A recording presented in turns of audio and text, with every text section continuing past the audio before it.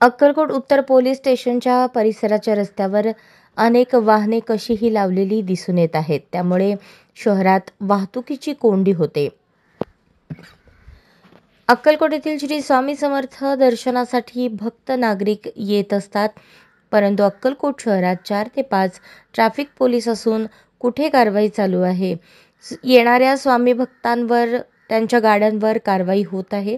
परंतु अक्कलकोट शहरातील रस्त्यावर थांबणाऱ्या, विनाकारण रस्त्यावर अडथळा निर्माण करणाऱ्या गाड्यांवर कोणत्याही प्रकारची कारवाई केली जात नाही.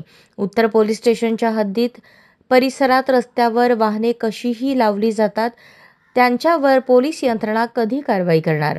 त्याच रस्त्यावरून शाळेतील मुले, भक्त, नागरिक, प्रवासी बाजारासाठी ये-जा करत असतात आणि याच रस्त्यावर वाहतुकीची कोंडी झालेली असते.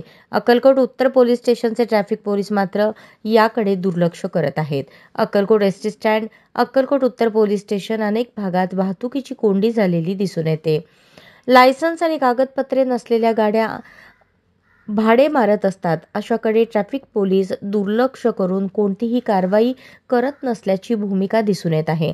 सोलापूर ग्रामीण पोलीस अधीक्षक अतुल कुलकर्णी यांनी अक्कलकोट शहर रस्त्यावर कशाही लावणाऱ्या वाहनांवर कारवाईचा आदेश अक्कलकोट उत्तर पोलीस स्टेशनचे पोलीस निरीक्षक दीपक भिताडे यांना द्यावा, अशी मागणी प्रवासी नागरिकांमधून होत आहे. सध्या अक्कलकोट शहरात ट्रॅफिक पोलिसांना काढून दुसरे ट्रॅफिक पोलीस नेमण्यात यावेत.